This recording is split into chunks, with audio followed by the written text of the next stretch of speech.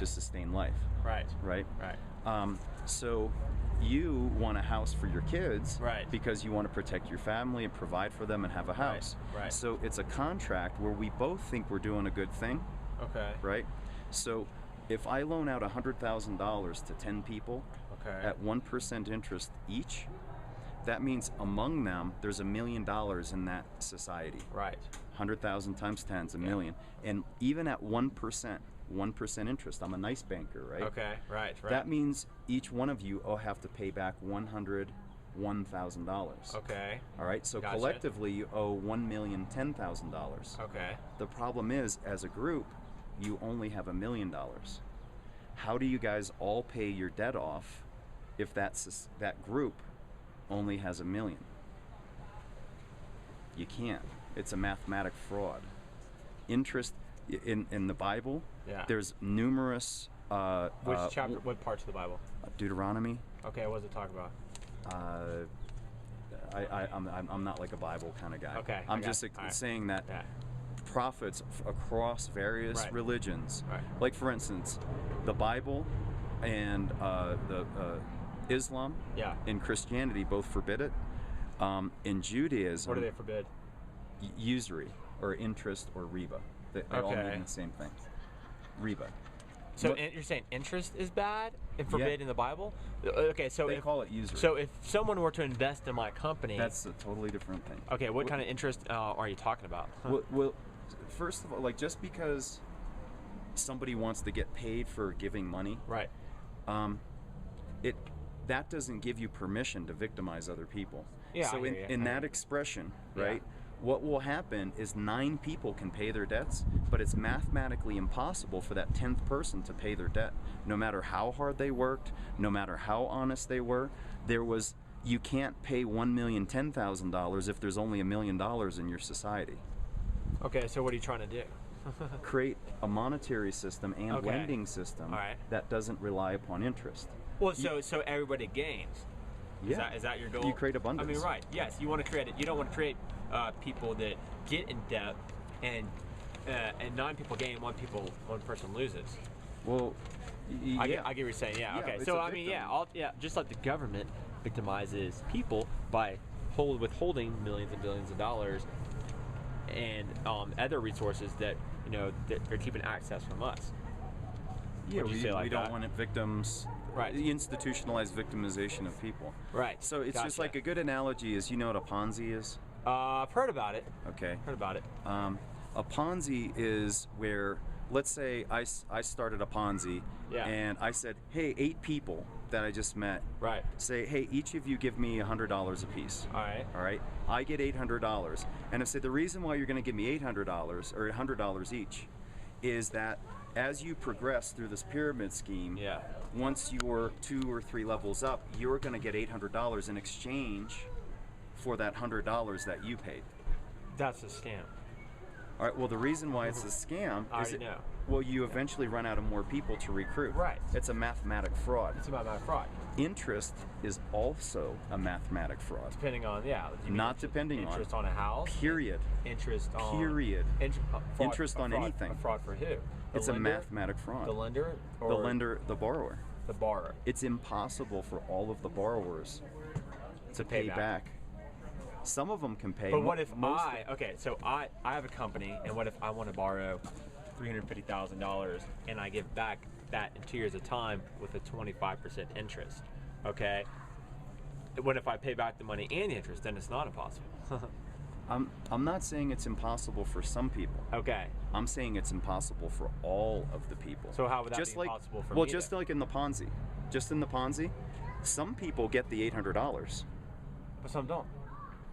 Most of them won't. But for my case, I'm borrowing this kind of money, and say I become successful, what would be...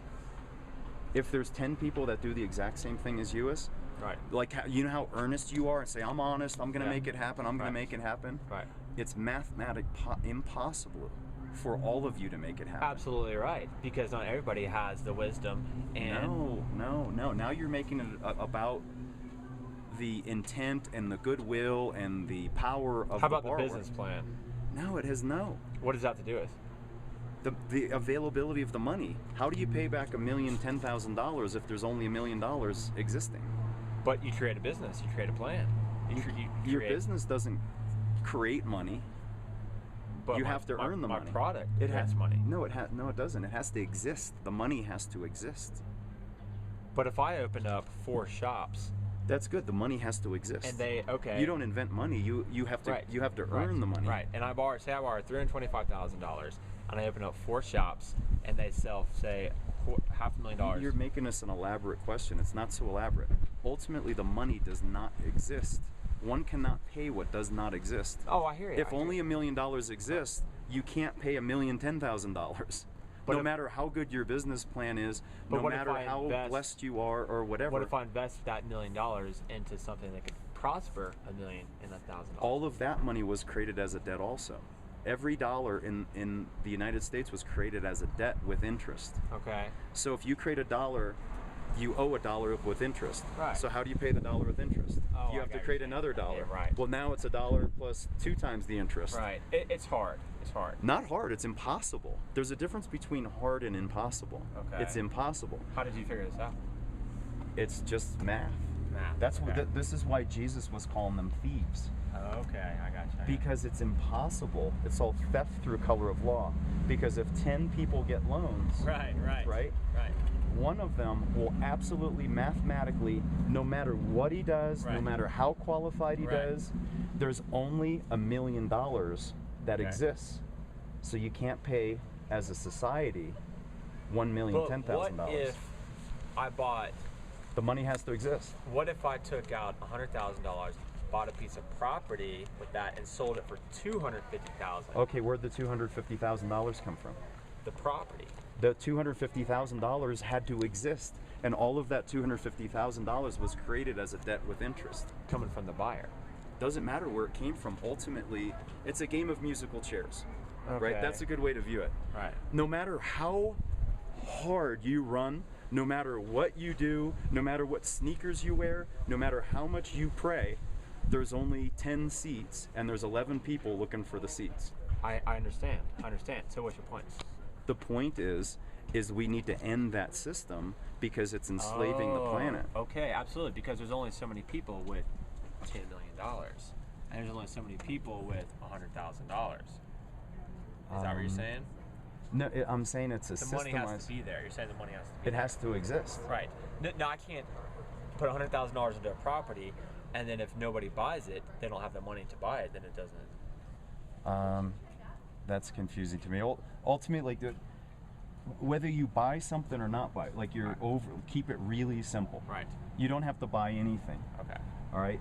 Every dollar, it says Federal Reserve note. A note is a promissory note, which is a loan.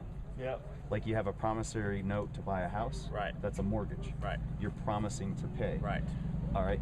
Well, they give you a loan for $100,000. Right. But you have to pay back $250,000. Right. The $150,000 in interest was never created. Right. Oh, I understand what you're saying. So what do you do to alleviate that? Yes. Number one, you create, like, if you want $100,000, I create $105,000. Smart. Right? Smart. And then, because you levitate on that. Well, hold on. You create $105,000. Okay. The $5,000 goes to pay the modern banking system. Okay. All right. You pay back $105. So the difference is you created $105, and the debt is $105. So it's sustainable. Under the existing system, you create $100,000, but you pay back $250,000. So the debt literally impossible. Exactly. I got what you're saying. Yeah. Yeah, you make totally sense. Yeah. How did you figure all this out? Just like you have your unique perspective, with that thing that you focus on. Right. This is what I focused on. Okay. All right. Because it's the most fundamental. That's why Jesus called them thieves. Yeah. Because we call them thieves for other reasons. They were stealing, just not money. They were stealing from God, and when you steal from God, it's the ultimate sin. Well, I mean, specifically, it's very tangible in this system. How, if a banker loans out 10 loans at $100,000 a piece, no matter what happens, he's going to get one of those houses back. Absolutely right. No matter how qualified those borrowers. It's a mathematical equation, and a mathematical equation works based on math, not based on faith, how much you